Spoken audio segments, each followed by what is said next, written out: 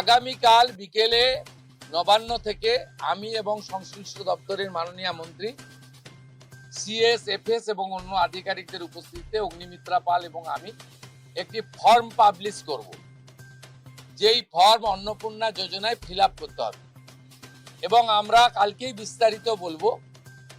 কারণ এনরোলমেন্ট যখন যত তাড়াতাড়ি করবেন তত বেনিফিট আমরা দিতে পারব। আমাদের অন্নপূর্ণা যোজনার প্রক্রিয়াটা শুরু হয়ে যাবে কাল থেকে। যেমন যেমন ফর্ম ফিল আপ হবে তেমন তেমন ৩,০০০ টাকা ট্রান্সফারও শুরু হয়ে যাবে। আর যতক্ষণ না ৩,০০০ টাকা ট্রান্সফার হচ্ছে, স্বাস্থ্যসাথী যেমন কন্টিনিউ রাখা হয়েছে আয়ুষ্মান ভারত কনভার্ট না হওয়া পর্যন্ত, এখানে আপনার লক্ষ্মী ভান্ডারকেও কন্টিনিউ করা হবে। বিস্তারিত কালকে আপনারা জানতে পারবেন, ফর্মের কপিও আপনারা কালকে পাবেন।